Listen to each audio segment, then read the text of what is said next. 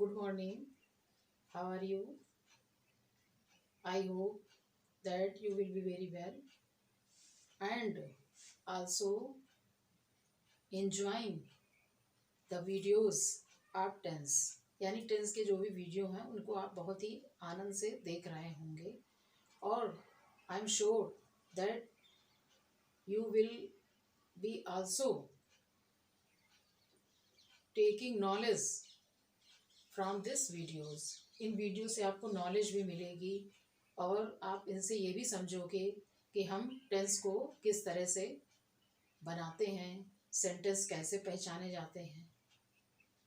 जैसा कि इसके पहले भी कई वीडियो बने हैं, इस पे बनाए गए हैं, लेकिन जहाँ तक मेरा मानना है कि यदि हम किसी भी सेंटेंस को हो या किसी भी टेंस को हो या भी कोई भी चीज़ मान लीजिए होती है तो उसको बहुत ही लो लेवल से लेके यदि चलें तो आप लोग बहुत इजीली और आप क्या जो भी बच्चे हैं, छोटे बच्चे हैं या भी सीनियर क्लासेस में या कोई कंपटीशन वगैरह की प्रिपरेशन करते हैं तो आसानी से सेंटेंस को पहचान जाते हैं।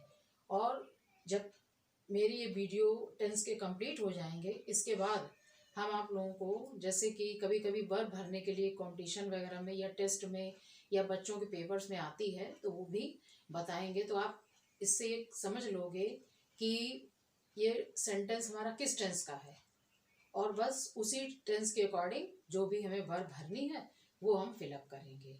So please like my videos, मेरी वीडियो को आप ज़रूर पसंद करिए और I request you please subscribe my channel.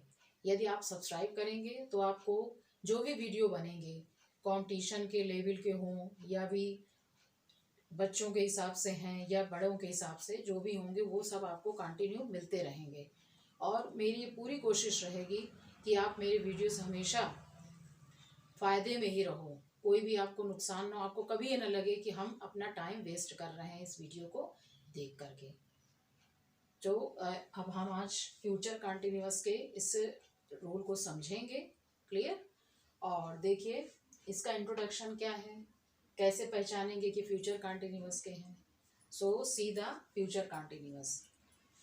Introduction इसका यानी कि हम कैसे इसको पहचानेंगे कि ये हमारा फ्यूचर कंटिन्यूअस में है। हिंदी में कहा जाए तो ये आपके जो फ्यूचर कंटिन्यूअस के सेंटेंस होंगे, रहा होगा, रही होगी, रहे होंगे, इस तरह से अंत में इनके आता है और कार्य का जारी रहने का पता चलता है जो फ्यूचर टाइम में ऐसा होगा, लेकिन कब खत्म होगा इसका कोई भी एहसास नहीं होता, यानी इसकी कोई पॉसिबिलिटी, संभावनाएं दिखाई नहीं पड़ती हैं। और यदि हम इसको देखें तो this tense shows that work will be continue in future time. ये टेंस ये बताता है कि हमारा जो भी कार्य है वो फ्यूचर टाइम में ख़त्म होगा। But not expresses that when will it be ended. लेकिन ये नहीं बताता है कि कब खत्म होगा, क्योंकि उससे क्लियर ही नहीं होता कंटिन्यूअस में, चाहे प्रेजेंट कंटिन्यूअस का सेंटेंस हो, पास्ट कंटिन्यूअस का हो या फ्यूचर कंटिन्यूअस का।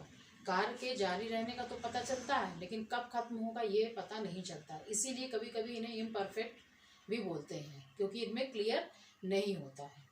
और इनकी जो हेल्पिंग वर्ब होती है, हेल्पिंग वर्ब जैसा कि फ्यूचर इंडेफिनिट में शैल या विल का यूज़ करते हैं, तो उसी के हिसाब से हम जो आपके फ्यूचर कंटिन्यूअस में होते हैं शैल बी और विल बी का यूज़ करते हैं।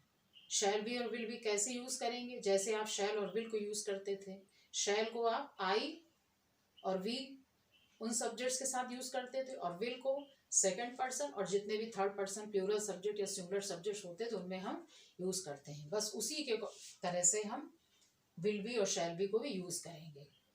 जैसा कि मैंने लिखा हुआ है, will be and shall be are used as HV, helping verb के रूप में यूज़ की जाती है। Will be is with you, will be को किसके साथ यूज करते हैं, यू के साथ, and other third person singular and plural subjects. और दूसरे जो तीसरे जो थर्ड पर्सन जो आपके सिंगुलर या प्लूरल सब्जेक्ट होते हैं उनमें हम यूज करते हैं। While shall is with I and we, जबकि शैल बी को किस में यूज किया जाता है, shall be is use with I and we, I और वी के साथ हम शैल बी को यूज करते हैं। The first form of main verb is the first form of main verb is used with I N G form, यानी कि participle form जो आईएनजी होती है वो हम फर्स्ट फॉर्म में लगा देंगे तो आईएनजी फॉर्म बन जाएगी, उस वो हम ऐसा वर्ब यूज इसमें करते हैं। और अफर्मेटिव और निगेटिव इंट्रोगेटिव सेंटेंस किस तरह से बनेंगे, वो आपके रूल ऐसे हैं। अफर्मेटिव में subject plus helping verb will be और shall be plus ING verb की first form plus object plus other words and plus full stop, ये इसका रूल है। और इसके कुछ एग्जाम्पल हैं, जैसा कि आप देख रहे हैं, Reena will be playing badminton, Reena badminton खेल रही होगी। रीना थर्ड पर्सन सिंगुलर है, इसलिए यहाँ पे विल बी का यूज किया गया है। एंड नेक्स्ट है we shall be enjoying the holidays, हम छुट्टियों का आनंद ले रहे होंगे। तो वी फर्स्ट पर्सन है लेकिन प्लूरल, तो इसमें वी और आई के साथ, जैसा आपको जानते हो पता है कि हम शैल का यूज करते हैं। तो we shall be enjoying the holidays. And negative sentence, negative में क्या है, subject plus helping verb will और shall plus not plus be plus ING verb की first form plus object plus other words and plus full stop. यानी कि will be और shall be जो आप अफर्मेटिव सेंटेंस में हेल्पिंग वर्ब के रूप में यूज करते हो, उसी और विल बी और शैल बी के बीच में नॉट आ जाता है जब हम नेगेटिव सेंटेंस बनाते हैं, जैसा कि रूल में बताया गया, आप देख रहे हो। और इसके एग्जाम्पल हैं, जैसे I shall not be doing our work, मैं अपना काम नहीं कर रहा हूँगा। Boys will not be playing football, लड़के फुटबॉल नहीं खेल रहे होंगे। एंड इंट्रोगेटिव सेंटेंस जैसा पता है आपको, दो प्रकार के होते हैं, यह हमने अपने हर टेंस के वीडियो में बताया है। और इसके पहले भी जब हमने सेंटेंस बताया था तब भी आपको बताया था कि हमारे इंट्रोगेटिव सेंटेंस दो प्रकार के होते हैं, यस और no type and WH word. Yes और नो टाइप का रूल क्या है, हेल्पिंग वर्ब विल और shall plus subject plus be plus ING verb की first form plus object plus other words and plus question mark. ये helping word से start होते हैं, क्योंकि क्या शब्द जो है इनकी हिंदी में जब सेंटेंस होते हैं तो पहले सबसे लगा होता है, तो हम उस क्या के लिए हेल्पिंग वर्ब लगाते हैं, विल या शैल, या इसके अलावा जो भी आपकी हेल्पिंग वर्ब जिस भी टेंस में जो वही पहले लगाई जाती है, और वाट का यूज हम नहीं करते हैं। इसके एग्जाम्पल हैं, जैसे will you be drinking milk, यानी कि will helping verb plus you और प्लस जो आधी हेल्पिंग वर्ब बची वो लगाई, और आईएनजी वर्ब की फर्स्ट फॉर्म और प्लस ऑब्जेक्ट, अदर वर्ड्स कुछ है नहीं इसलिए क्वेश्चन मार्क लगा दिया।